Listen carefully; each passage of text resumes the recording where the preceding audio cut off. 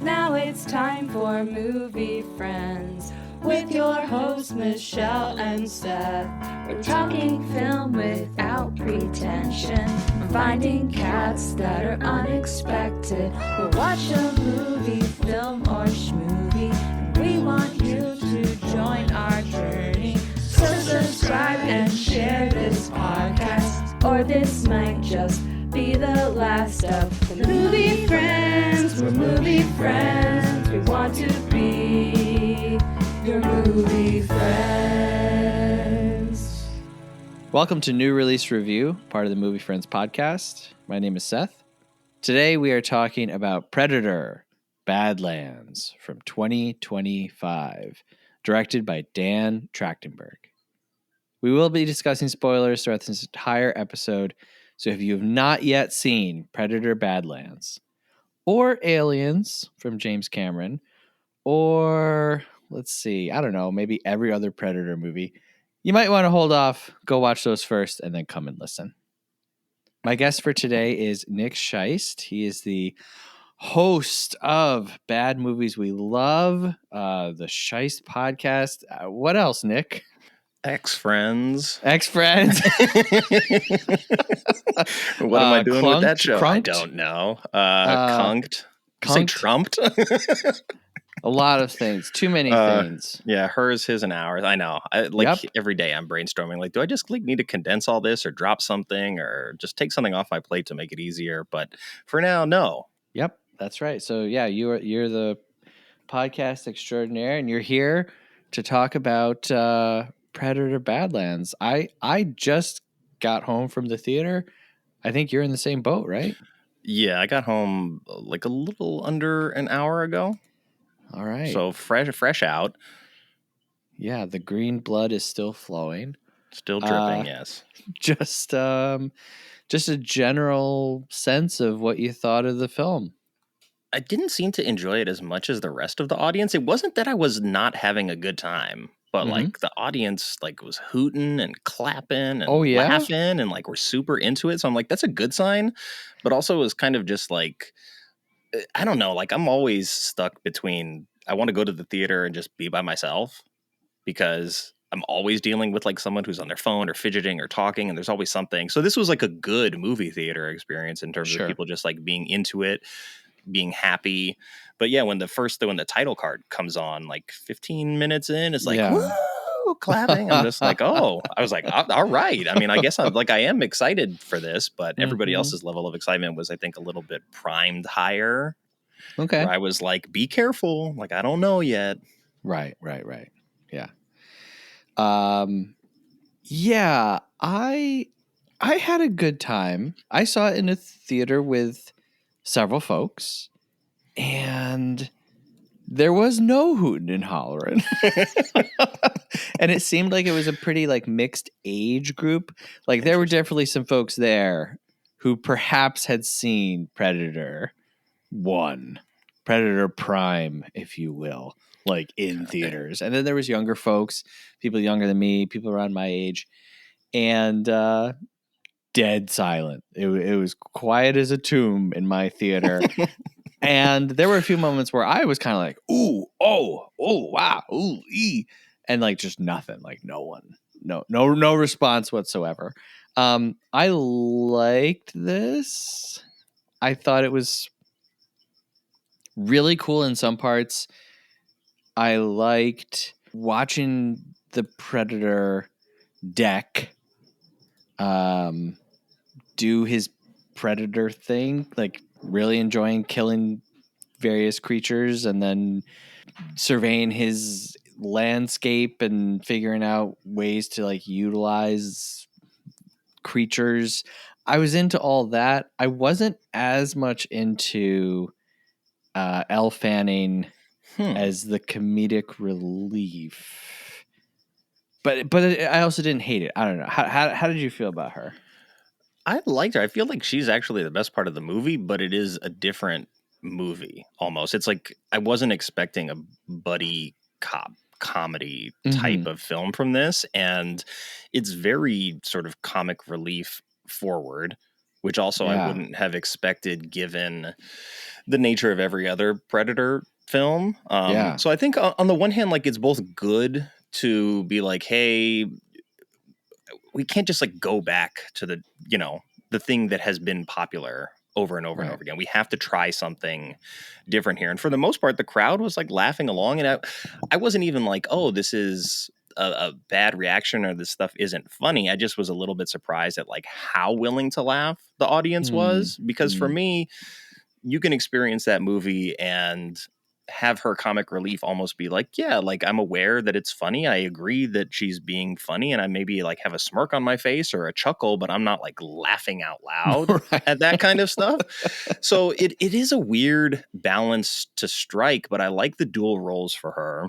And I don't know if you watch Alien Earth on FX. I did not watch Alien Earth. Yeah, I didn't finish it because of like we switched streaming setups and then I had to wait and then I got behind. But I found it interesting that looking back to like Alien Covenant and Prometheus and that side of that franchise, and then Alien Earth, and how the fascination went from like humans and aliens to it's like very synthetic heavy. It's very focused on the story of the synthetic characters.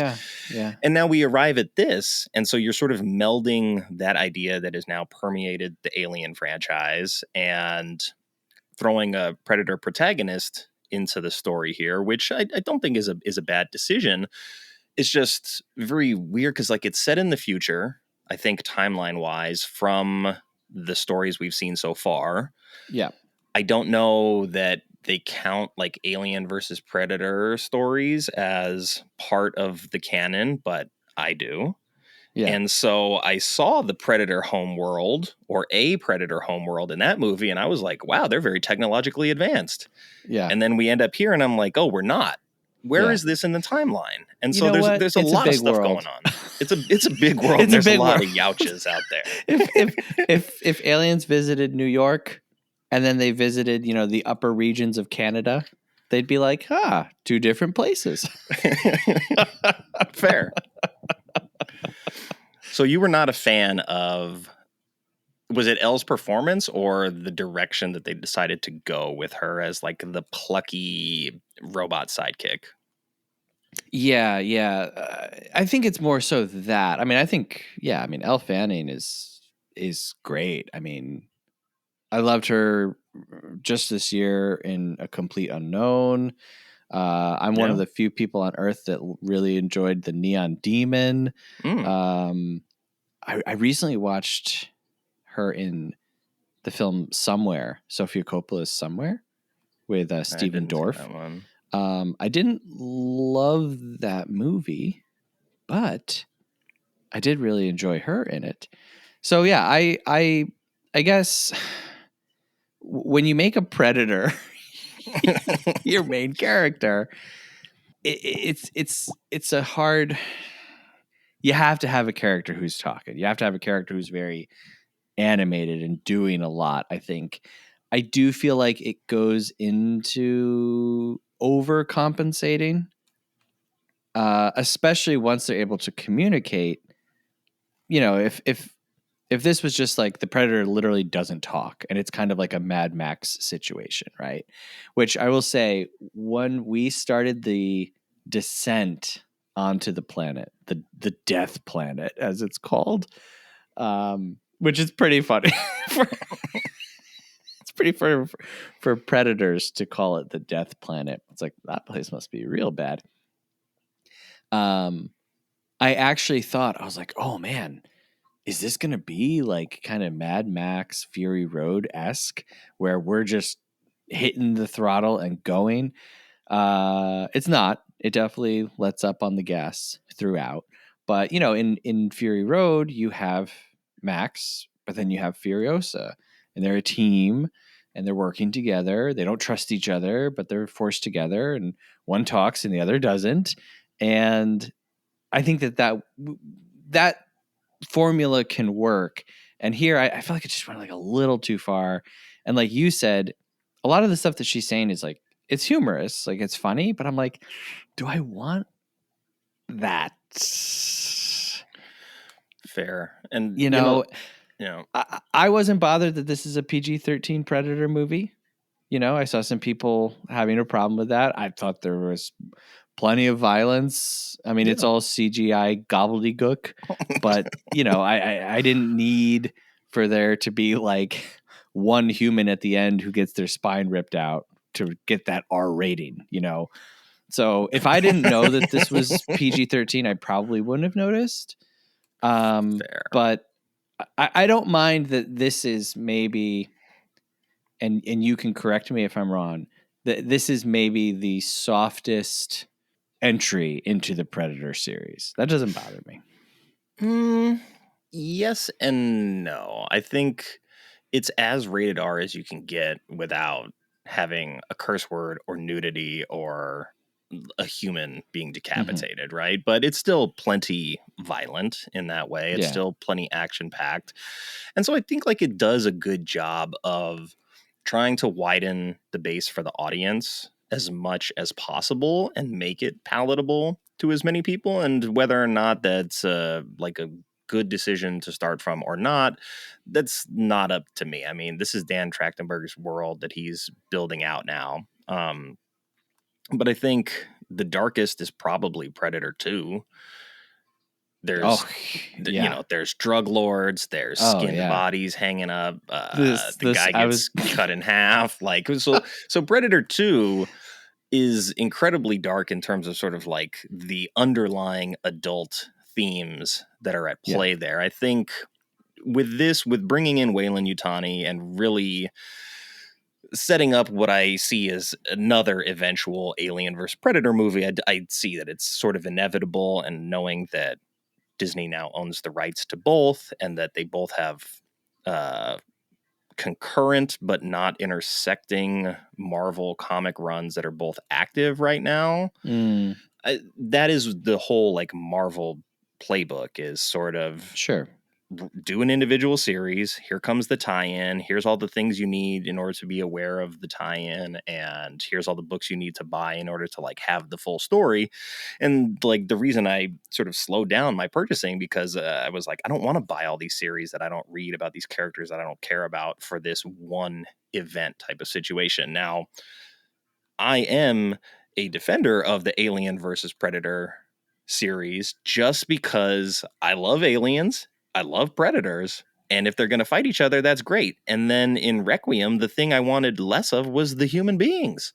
And when you gave me a predator who looked like he was going to be the main character, and kind of was for a while, but he didn't talk, and it looked like that was the movie that sort of people that were on the side of we want a Predator protagonist movie, that should have been the movie. No dialogue. You tell the story effectively in other ways, and you move forward with that. And so to do it this way and to sort of shortcut the whole like, oh, universal translator, so now we all just speak the same language, you can speak in yours, and we've sort of shortcut that. I mean, that's like whatever, they had to do that, I think, for the type of story that they're telling. But I still would have been on board with a sort of background Weyland-Yutani. Like that starts to play such a huge role in this movie that I'm like, it's almost an Alien movie franchise wise. At a certain point in the movie, I was like, if they say Weyland-Yutani one more time, I'm going to throw my popcorn in the air. It was like, it used to be like somewhat of an Easter egg, or somewhat of here's this thing. And now it's just like, hey, you know that this is the same world, right? Did I make sure you know that? Was I super clear about that? Yeah. I'm also an Alien versus Predator defender. Sweet. I watched all of the Predator movies. I think it was last October, maybe. I was absolutely gobsmacked to realize that there's Predator 2, and then a massive, massive gap. And I was like, how did they not make another Predator after this second one? Second one rules. Like, it's so good. Well, I'm going to ask you a couple things. Sure. Did you see Killer of Killers? I did. I just watched that. Okay. Yeah, I think last month. Yeah, I saw that a lot. But I saw something recently that came out. It was promoting, of course, Badlands, but it was Rotten Tomatoes Predator rankings, Mm-hmm. and it was, I think, Badlands, Prey, and Killer of Killers were the top 3, and then Predator 2 was the second worst, right above Shane Black's The Predator. No. Did they have the Alien vs. Predator movies in that ranking? Yes, but they were lower. No. They were higher than Predator 2. There's no possible way. That's nuts. I mean, yeah, if I had to do a Predator ranking right off the bat, Predator 1 is the best. I mean, I think that's one of the better action movies of that time period. I'd probably go Predator, Prey, Predator 2, and then everything else would be close. Everything else would be fighting for 4th and 5th position. But the first Alien vs. Predator movie, I didn't love it. Like, I was like, oh my God, yeah. But after hearing about how horrible it was for like 20 years, pretty much, I watched it and I was like, what's wrong with this? It's a sci-fi. It's a junky sci-fi movie. What's the problem? And then I watched Alien vs. Predator Requiem, and I was like, not as good. But I did like seeing them fight on Earth. So yeah, where else are you going to get a Pred Alien though? That's the only movie that's giving you the goods. Right. And if you tease me with Predator Alien hybrid, like, yeah, I'm down. Right. Doesn't matter. I'll watch all Alien stuff. I'll watch all Predator stuff. It does not matter. I like it all. Yes, there are shades of gray, of course, but it does confirm for me that there's like some kind of recency bias in that. Because it's new and it's the hot thing, this is what has gotten attention. I think that's okay, but I think it also says that like the newer stuff definitely sort of skews towards a younger audience. And I think a lot of this movie is fan service, and I don't think that's necessarily a bad thing, right? Like you see elements of Star Wars in there, of course. I mean, it's a Disney product now. You see elements of the other Predator movies in there. You see a lot of the influence from the Alien movies. And Trachtenberg is very clearly a fan of the stuff that he is making movies about. Yeah. And I think for the most part, that is a good thing. And I think maybe trying to take the swing with making this much more comedy centric than I would have expected. I think I respect it, and I will come to like it more in later viewings. But like in the moment, it sort of detracts from the seriousness of the situation, which all of the other ones, including the ones that he's worked on, have sort of made their bed and like sort of buttered their bread with the tone of the movie. And this one is decidedly on the other side of that. Absolutely. And I can hear people groaning as I say what I'm about to say. But here's the thing. I like Predator Badlands better if there are 5 more Predator movies coming. Like as an installment with a different flavor, much like Prey had, right? And Killer of Killers, which was just like setting up a sequel, the movie, you know? I'm fine with it. I'm fine with not making the same movie. You know, hey, I'm a Marvel's Eternals lover, not just a defender, but I was like, yeah, finally somebody did something a little different. And then everyone hated it. So yeah, I don't mean to like come out like against this movie. I think I liked the beginning. I like this. I like the story with Deck, you know, holding up your dead brother's head as your spaceship speeds away. I was like, that's crazy.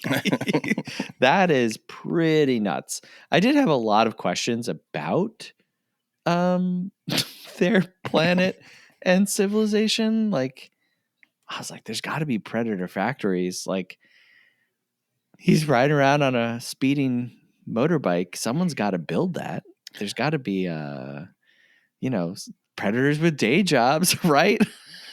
Well, that's sort of what I'm saying, because with the timeline of this, like, you're very much including aliens. So now I'm thinking of like the entire timeline. You're in like the 2100s ish. Mm-hmm.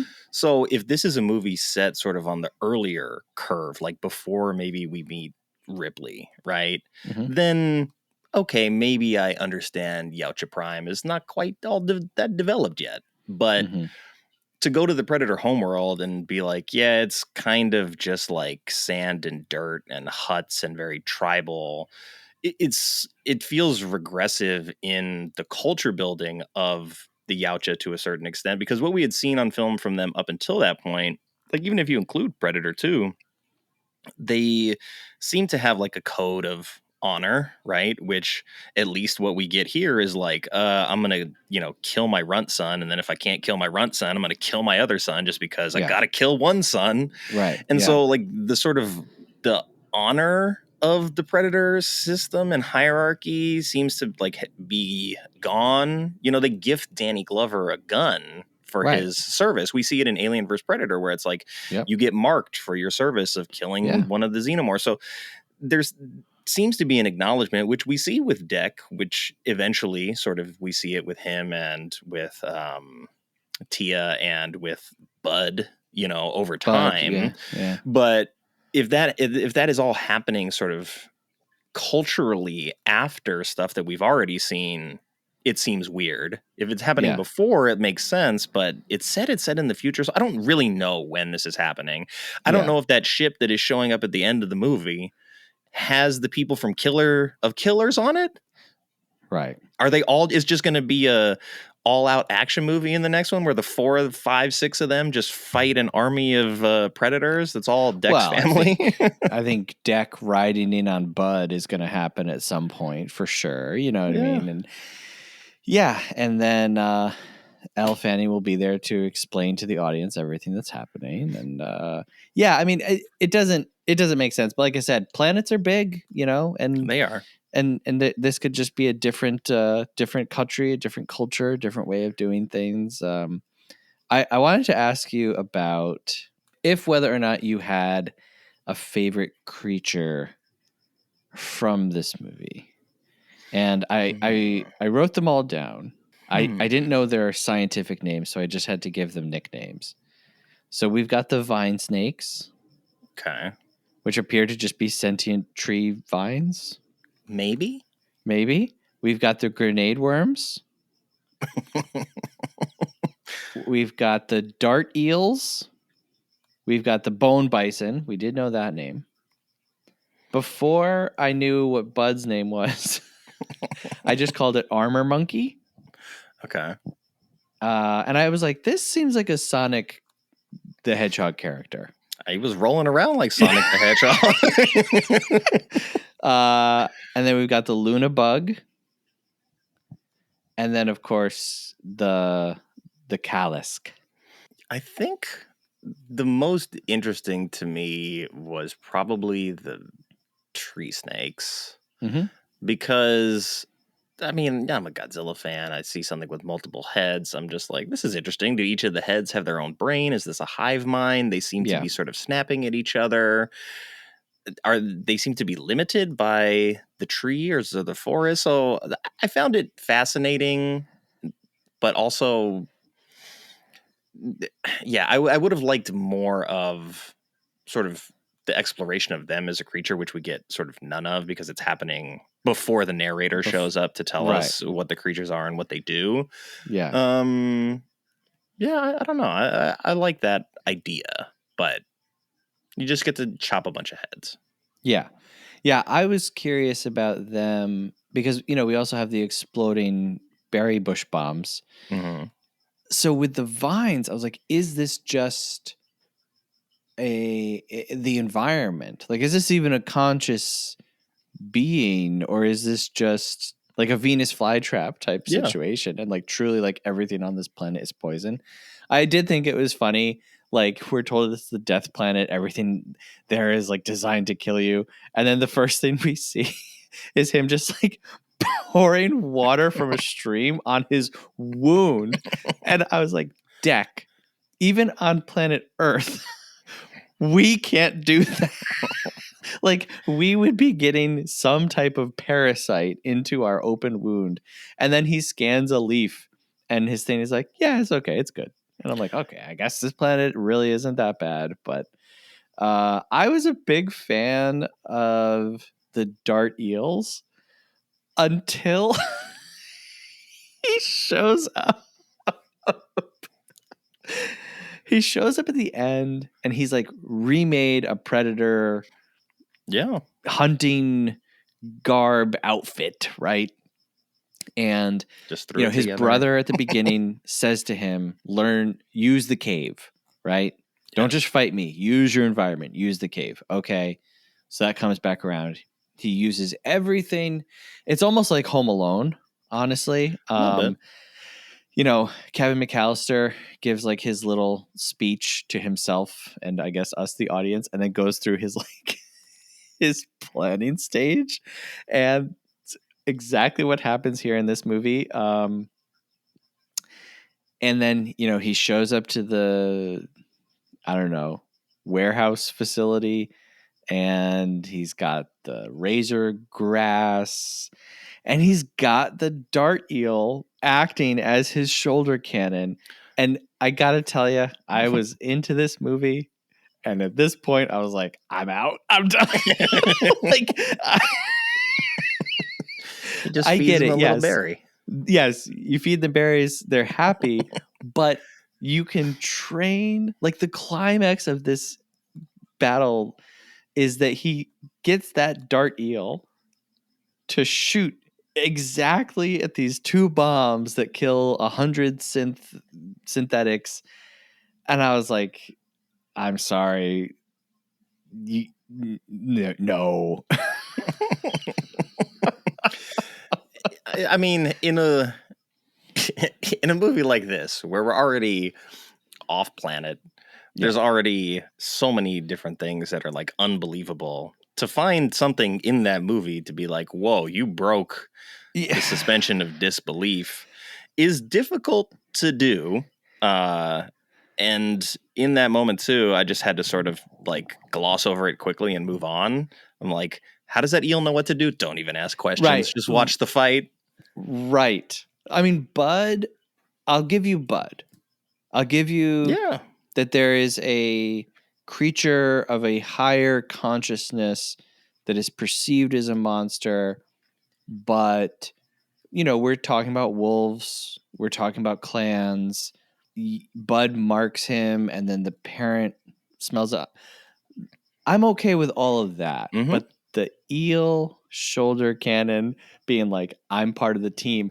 And then Nick, the eel gets a sacrifice moment. My jaw was like in the basement. I was like, are we supposed to be mourning this side character? Like, oh my God, it was nuts. That I didn't see coming, right? And I don't think anyone saw that coming. I've seen the plasma cannon in action many, many times over the years. Yeah. And I don't know how the eel sort of absorbed all of that and didn't even vaporize. Like we've seen it blow human beings to pieces, and the eel just sort almost of gets like a looking at the camera. Like I wouldn't be surprised if Deck had gone over and like picked it up in its hands, and the eel like looked up at him and was like, "You go on, Deck." It seemed like it was borderline in that territory. I'll give you that. It's like that creature being sentient at all was like, okay, that's a stretch. How are we going to like work that in? Mm-hmm. And then to be like, well, he just gives me berries and then I read his mind and shoot at things. Read his mind. Essentially, yes. It is a symbiotic relationship after the berries. That's all you need. Might as well just rip off Avatar at that point and be like, his tail opens up and then goes into my dreadlock and we interlock. Now, you know what I would accept? If Deck saw the blast coming because he knows what the cannon is, that eel doesn't know what that is. This is his first time ever seeing this thing. He doesn't know what's about to happen. An eel doesn't know what a gun is. Space eel. So I would accept if Deck at the last second grabbed the eel and threw the eel at the blast, deflecting it, because that's cold-blooded like a predator is supposed to be. Yeah.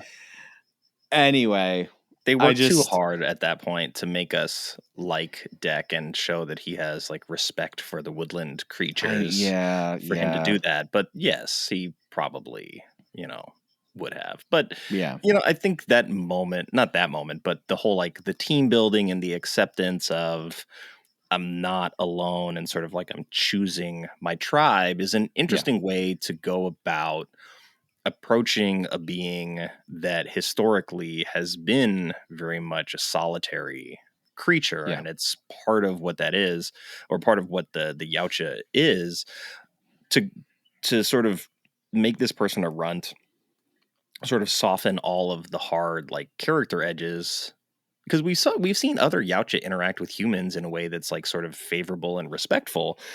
But for this to be like I'm weak enough to the point where like I sort of need to ask for help, like I feel like the messaging underneath that is good, and it's a weird thing to try to like get into this movie, because you're working with like a sort of True Grit type of experience where you got like the old curmudgeon who is very rough around the edges, and like we'll say young girl in this case who's the not necessarily has to be comedy relief, but there to sort of soften him and to get him to realize that like being a solitary person in a dangerous world when you're already sort of like very vulnerable and exposed is not the strength that you think it is. Like, it's a very interesting through line to put into a Predator movie. And like I said, I appreciate taking the big swing at this, and people like are responding well to it. So people love this one.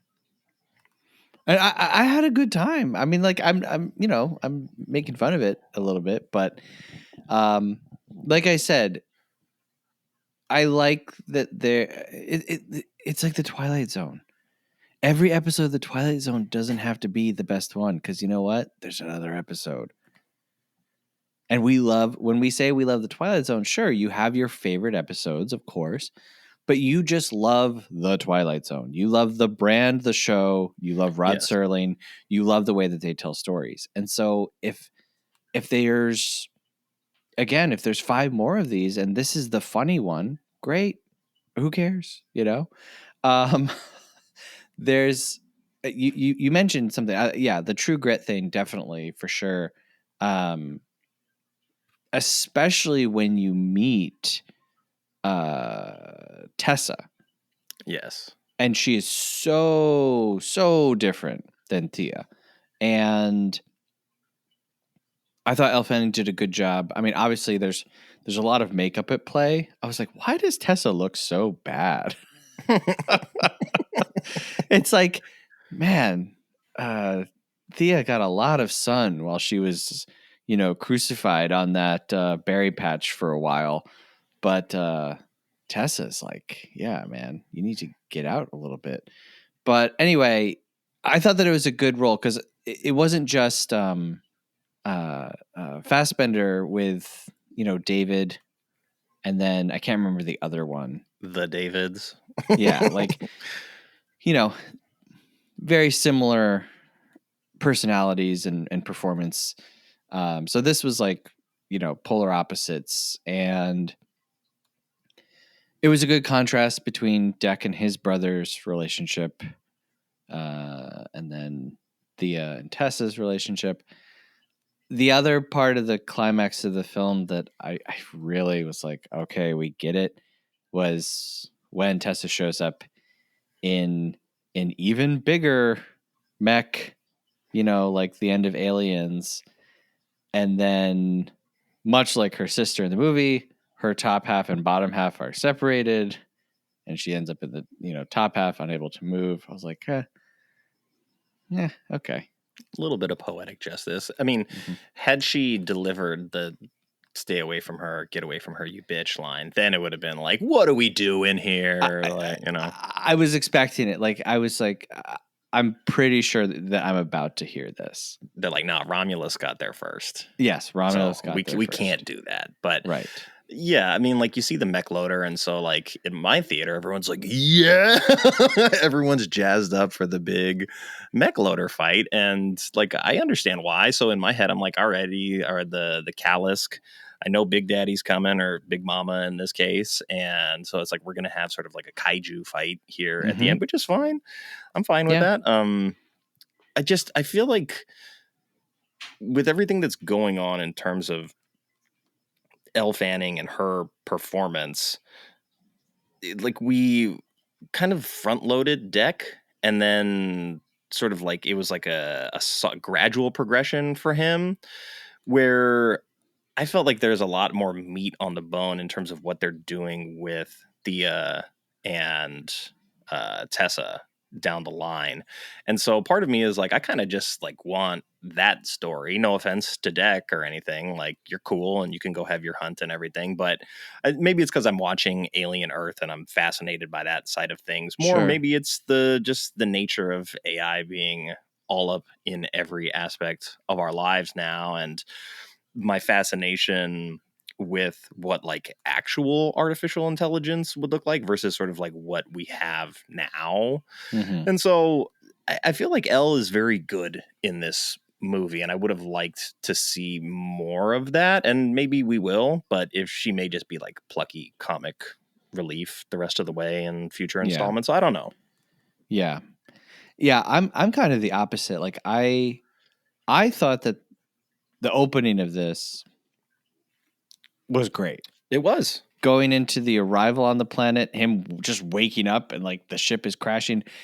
I would need to watch again, but like, I don't know how much of that was like, a simulated one shot, but it was thrilling, and then he's just in his little pod thing, and then you get like a pterodactyl coming at him. And I thought that was all very good.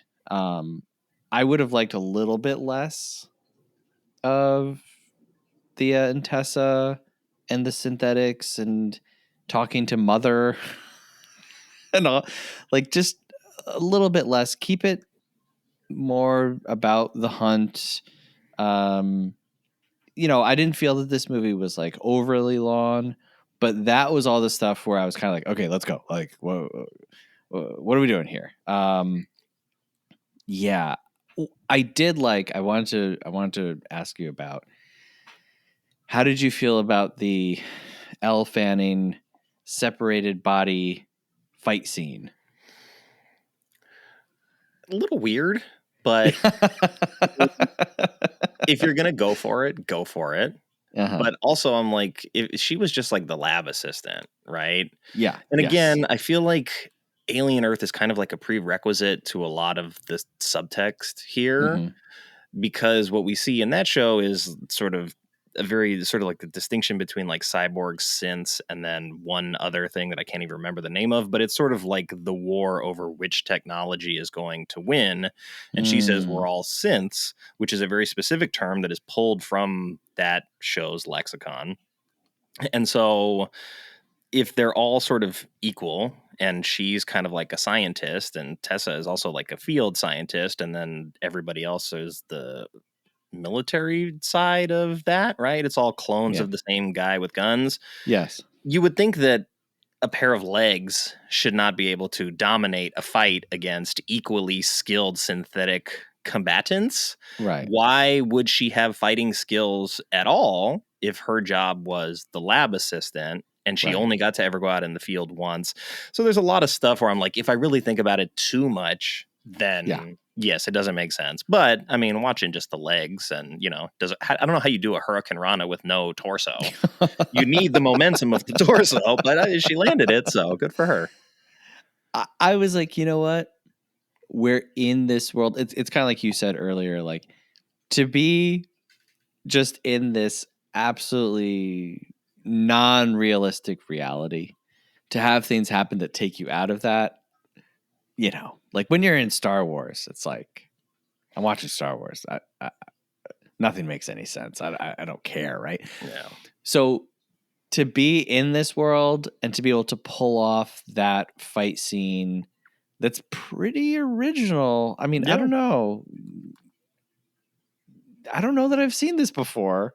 One character with two parts of their body taking on multiple people. I enjoyed it. I thought it was kind of fun, and I liked what became the running gag of like her not being able to put her body back together.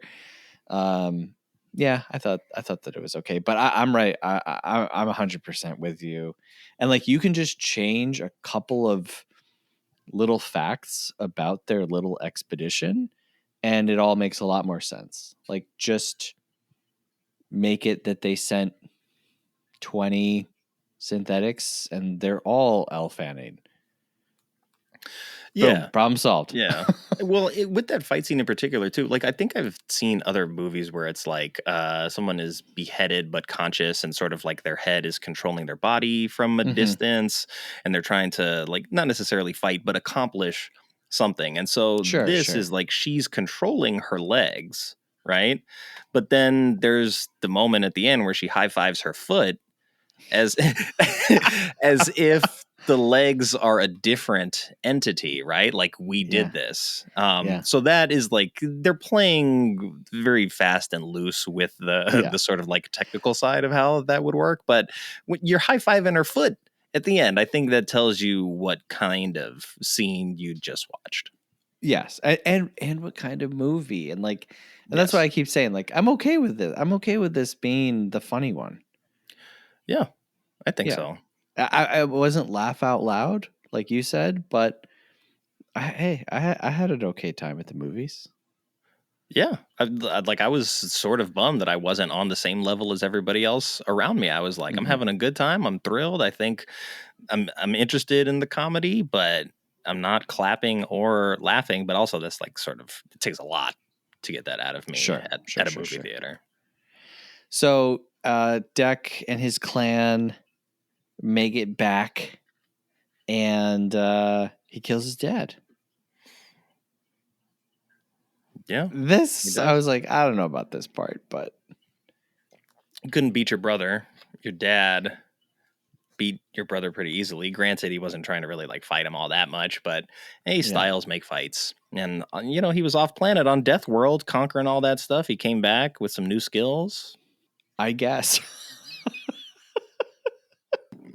That's the best way I can rationalize it. Yeah, the only thing where I was like, okay, wait, maybe this does make sense is Bud, the Kalisk. I did think it was funny for like the whole movie. Deck just keeps every little thing. He's like, "Is this Kalisk? Is this Kalisk? is this where the Kalisk drinks? Is this where the Kalisk lives?" And Thea's just like, "Yeah, man, yeah, whatever, bro." Anyway, Bud is much larger and much more grown up. So we don't know how much time has passed. Maybe it's been a couple of years, and it must have been. Maybe he's been training. His ship was not flyable last time we saw it, so they had to definitely repair it, which I'm sure took some time. Yeah. I mean, Dad was waiting though.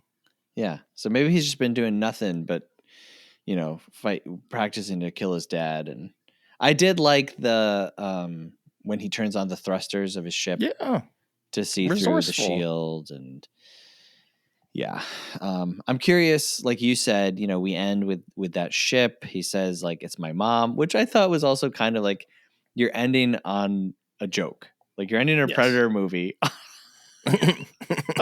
on a one-liner. That's kind of interesting. But I'm curious to see if we ever pop back in with these characters, or if Trachtenberg is just gonna keep making different Predator movies, new settings, new characters. I would be more than happy with that. I don't need continuity in my Predator movies. Jump around, do whatever, go to whatever time period you want. Do you think he's gonna stay as the guy, or is he gonna just move to like the producer who picks the guy to make the next movie or whoever's gonna.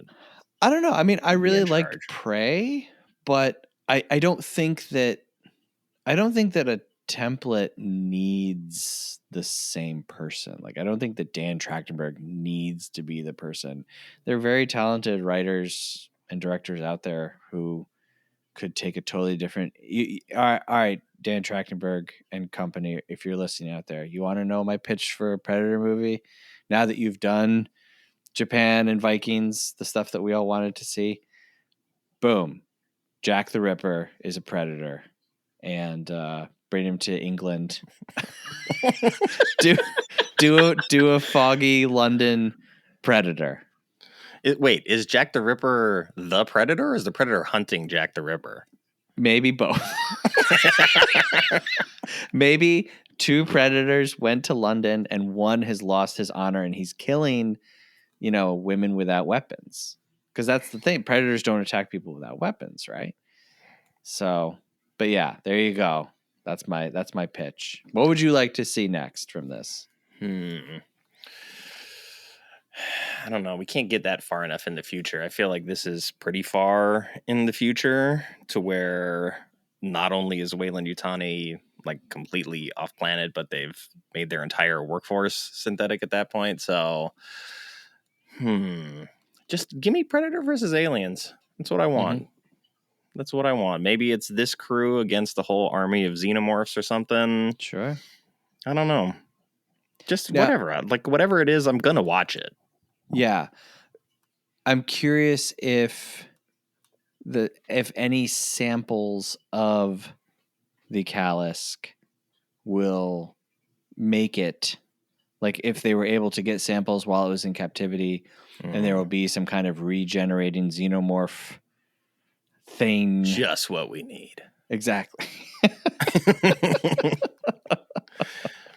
Yeah, I don't know. It's like, because you could theoretically be at the end of the line, but obviously this movie is set up to have the other one right after it. And, so even if that one is like sort of a raid style movie where they're just fighting an army of angry predators, like that's going to take years to complete with all the CGI that's going to be required for that. But that would sort of complete this like arc of the story. You can still have it be kind of like buddy cop centric, but maybe just like it's a little more serious. But like, I don't know if Dec is even interested in really like murdering every other Yautja. Right. Might have to, or who knows? Like, what is his mom gonna do? Right. Yeah. You're grounded, Dec. Yes. All right. Well, Nick, thank you. Thanks for joining me for this one. This was fun. And I think overall good movie. Yeah, I think overall definitely a good movie. I was curious, so I popped on and I was looking, and I was like, Rotten Tomatoes has it number 1 or number 2 on their list, so it has like a 3.5 on Letterboxd, so still mostly good. But most of the reviews that I came across right away were in like the 3 to 3.5 range. So I think probably people liked it, but also had some reservations as well. Let me ask you something quickly before we finish. If we sort of remove Thea and it's only Tessa, and she's leading that expedition and Dec is sort of on his solo mission, and you do all the storytelling with like him environmentally, and then on the other side we have Weyland-Yutani being the evil corporation. They're sort of just like inching their way towards each other. Same exact story, just no Thea. Is that more towards sort of like what I guess we want from like a serious take on Predator? Yeah, I think so. Yeah, I'd be curious. I'd just be curious to see them, because this did feel like, hey, we're making a Predator movie, but now the Predator is the protagonist, right? It's the main character. And it just felt like a lot of backpedaling on that idea. Like, well, but, there's got to be someone that he talks to. And it's like, no, they don't actually. Like, commit to it. Like, really show us, and that's why I brought up Mad Max, it's like, you know, you can have a movie where your lead utters 10 words. Yeah, I mean, it could also be a studio decision because looking at Prey, right? I ended up watching Prey with the dubbing of the native language instead of English because I was like, that to me is what the movie should be. And they wanted to do that, but they're like, we can't do that. Yeah. Yeah. So now we have to dub it over. And so it could definitely be a thing of like, we want a Predator protagonist with no dialogue for 45 minutes. And then just an evil entity on the other side, but maybe that doesn't work for the studio that is going to produce it. Right. Yeah. You're telling me there's no dialogue? Well, there is. It's just in the Yautja language. Right. Yeah, let people be creative. No. So, Nick, where can people find you online? That's a good question. Probably the easiest place and most consistent place for me now is on Instagram at Bad Movies We Love LUV. Very cool. And you're working your way through Nickvember currently? I am. I'm picking up where you left off, taking on all the bad Nic Cage movies, which are abundant and plentiful. And yeah, we're working our way through. I got the first 4. So this is actually just part 1 of Nickvember. And then there's going to be a part 2 that is, I don't know, sometime next year. Very cool. I've got the episodes lined up. I just need to schedule and actually decide which month is going to have the rainfall of all these extra Nic Cage movies. We're also going to talk about Nic Cage's only directorial effort. Sunny, yes. So very good. We're going to end the series with that one. Nice. Yeah. We always say there are bad Nic Cage movies, but not bad Nic Cage performances. Very true. At least I haven't seen one yet. Yeah, I mean, he's been in like 100 movies. He always shows up, but the rationale behind his choices may sound crazy a lot of the time, but there is always a choice that he is making, and he is committed to that. And I think that says a lot about like what he appreciates about the craft. And even with something like Willy's Wonderland, where that is a character who is a lead who has no dialogue. Yep. And that was the thing that made him interested in the role. And then he ends up financing the project through his production company. So it can be done. Nic Cage versus Predator. There it is. Oh, that's what I want to see. Please. I would love a Predator just stalking the Hollywood Hills. Be great. He's trying to hunt. Yeah. What is it? The Unbearable Weight of Massive Talent 2. I know they were talking about a sequel for that. Bring the Predator in here. Oh, that'd be. Yeah. Predator, like, it's on his home planet. He gets all these transmissions, but it's only like the violent scenes from Nic Cage movies. So he thinks that Nic Cage is like the ultimate warrior. And I mean, you could do that. Season of the Witch, you got like sword fighting Nic Cage. Kiss of the Vampire, you've got vampire Nic Cage. Con Air. Oh man, that's a good Predator pitch. Look, are you telling me that people would not go see that movie? Oh, I would. People would absolutely go see that movie. I would see that 10 times in theaters. Well, we can dream. Probably won't happen. I'm not going to let anybody be that creative. Right. But hey, Fox, Disney, whoever's listening, you're welcome. You're welcome. Seriously, this movie will make at least a couple $100 million. We just want a story by credit. Other than that, That's right. That's it. Easy peasy, and then we'll be seated. Buy 2 tickets. Hey, if you would buy 2 tickets to listen to this show, which is crazy, it's a free show. We love it if you give us a rating and a review wherever you're listening. And hey, if you saw Predator Badlands and you're like, these people are crazy, they did not understand the movie, and I did, and I would like to share my thoughts with them, please send us an email, moviefriendspodcast@gmail.com. Let us know what you thought about the movie. Hey, what's your Predator ranking? Okay, please let us know. Do you have Killer of Killers up there? Maybe you do. let me know. Send us an email. You can also support the show, patreon.com/moviefriendspodcast. Look, folks, $5 a month, okay? You get bonus episodes.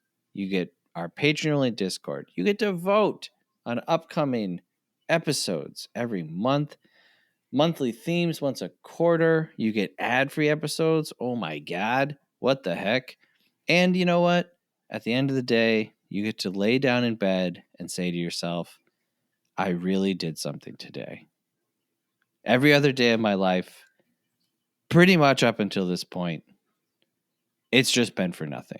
But today was different.